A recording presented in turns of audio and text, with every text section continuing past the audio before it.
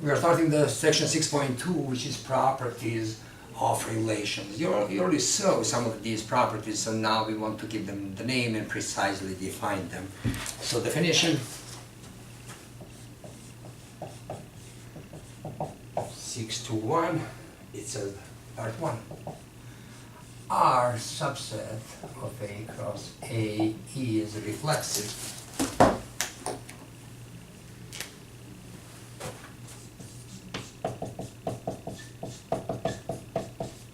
So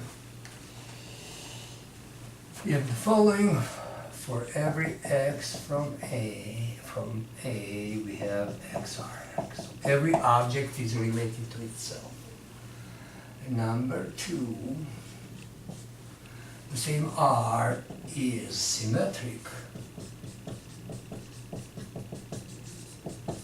if we have the following. For every x and y from A, xry implies yrx.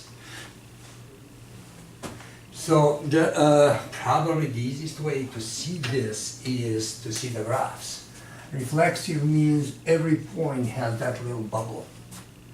Symmetric means if arrow goes one way, it will go the other way as well. And then third one, R is transitive.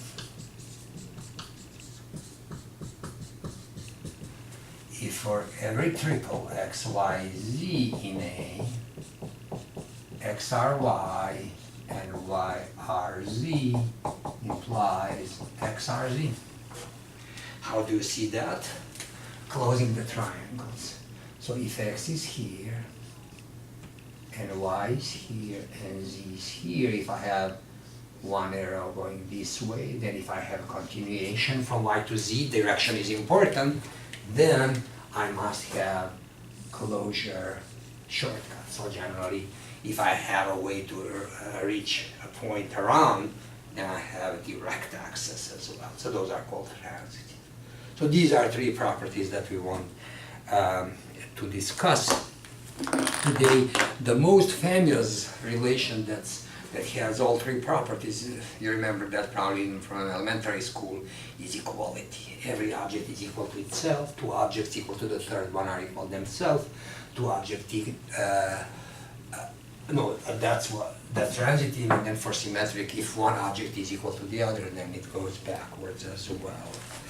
And now just a few examples, nothing really fancy. So for example 6.2.1, we have the following. 1 is here, 2 is here, 3 is here, 4 is here, and then I have bubbles. Actually for these guys, but here's a relation, here's a relation. And then what? Now what can we say about this one? Is it reflexive? Not reflexive. Why not? Because 4 doesn't have a bubble. So that's what's missing. And then what? Is it symmetric? No, it's not. What's missing here, this is missing for symmetric, because arrow goes one way, doesn't go the other way. And then is it transitive? What?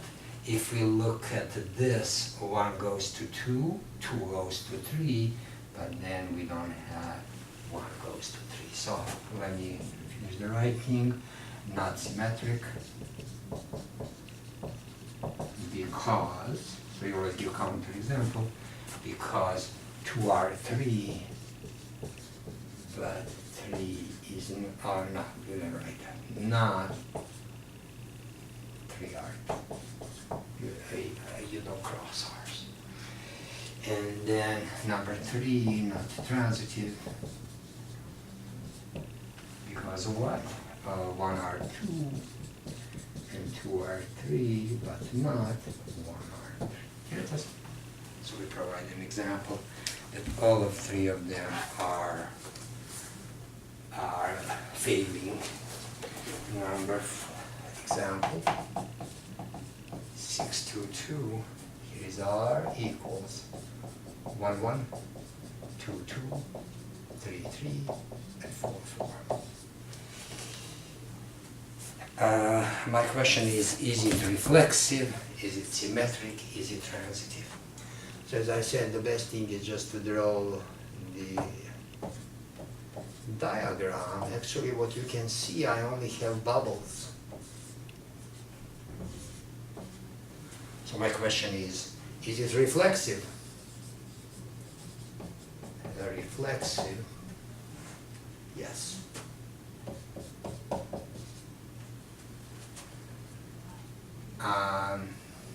Symmetric? That might be a little less obvious, but that's what we have in chapter 2, like vacuously true statements, because there's no arrow going from one object to different objects, so there's no need to return it. So actually all the arrows that start are also returned, but there are none of them, so the answer is yes. Transitive, the same thing, there's no triangle that was initiated, so nothing to challenge it. So actually the answer is yes. And by the way, what is this one? This is exactly equality. Because an object is related only to itself, and that's what equality is. What else? For example, a relation of being parallel. So 6.23. Parallel among the lines is reflexive, symmetric, and transitive. Every line is parallel to itself. If one line is parallel to the other, go opposite backward and relative transitive. If one line is parallel to the other one, and then this other one to the third one, then first and third are also parallel. So that is reflexive, symmetric, and transitive. And here are actually two most important binary relations. We'll have whole sections devoted to them. So let's pay attention to the next two examples, not only for checking these properties, but also remembering how they work. So what are they? So in the examples 6 to 4.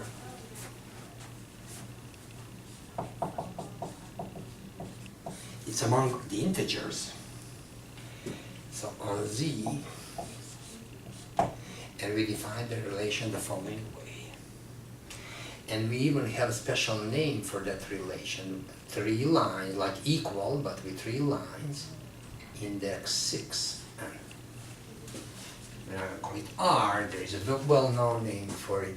So we'll say that m and n integers are related in that relation. By the way, it's modulo 6 relation if 6 divides Okay. So let's see, is this relation reflexive, transitive, and so reflexive. And the way we which tested that, by the way, this is the problem that often shows up on exams. I like to see if you can provide a simple argument about these 3 properties. So reflexive. So what do we need to show? To show that every object M is related to itself, modulo 6, it is the same as showing that 6 divides M minus M, which is equivalent to 6 divides 0, which is true. Why? Because 0 equals 6 times 0, so 6 divides into 0, so since this is true, this is also true. So symmetric. So assume that n is related to n modulo 6. I need to show that they are related the other way as well. I can go and use properties of divisibility, but I can also go by definition and have equally simple proof. So assume this. What does it mean by definition? This means that 6 divides, be careful here with definition, right minus left. So 6 divides n minus n. Which means what? that n minus m equals 6k for some k in z. But then when I multiply by negative 1, I get m minus x is 6 times negative k. So that means that for some negative k also belongs to z, of course. So then 6 divides m minus n. But by definition, that means now m is on the right. By definition, that means m is congruent with n modulo 6. And that's what we show. From m congruent with n, we prove that n is congruent with n. And now transitive, I'll squeeze it in here. Transitive. So assume that m is congruent with n modulo 6 and n is congruent with s or whatever, doesn't matter. Then what? Then means 6 divides n minus m and 6 divides s minus n. Now I can again go 6k and 6l, or I can use the property that we developed before, and that is if 6 divides two numbers, 6 divides their sum. So here I shortcutted 2 lines because we proved that as well. But then when I add them, what will happen? N and n cancel, so we get 6 divides s minus n. But by definition, that means that m is congruent with s modulo 6, and that's exactly what we need. If it goes from m to n and s to s, then it goes directly from m to s. So this relation is both reflexive, symmetric, and transitive. All right, and then one more very important relation, and that is less than or equal. So that will be 6 to 5 on reals, this one. So 6 to 5, example, 6 to 5, and that is less than or equal on reals. This is the relation. So question is this one reflexive, transitive? So reflexive. Yes. Why? Because for every number x, x is less than or equal itself. Symmetric. No. If it's no, I just give counterexample. 3 is less than or equal 5, but 5 is not less than or equal. This one could be crossed. Yeah. And transitive? Yes. Why? If x is less than or equal y, and y is less than or equal z, then x is less than or equal z. We know that property. So yes. So we have 2 yeses and 1 no. So we saw the library of examples, and this is the realm where this chapter will be developing further on. But also please don't forget that it's important that you develop a feeling what does it mean to be a relation, and then what these properties are. I said in 6.1, other relations are also appearing in computer science and mathematics. So, but once you develop a feeling how it works for binary, then it's very easy to generalize for ternary or relations with more inputs. And then, again, one combinatorial argument. Example, 6 to 6. Let A be set. So cardinality of A is 6. So the question is, number 1, how many binary relations are there on A? Part 2, how many reflexive binary relations? Number 3, how many symmetric?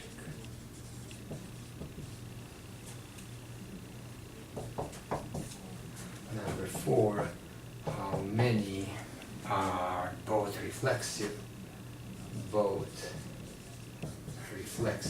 and symmetric? And you notice that I didn't ask about transitive because that's not easy to come. All right, so part 1, solution. how many binary relations? We already did this problem in section 1. Why? Because we have a table 6 by 6. 6 by here. And then all together. And so we have 36 fields, 6 times 6, 36 fields. In each of them we can put 0 or 1, so the answer is 2 to the 36. Product principle. And number 2 says what? We have almost full freedom. Generally, what happens for reflexive ones, it looks like this. Let me draw a square.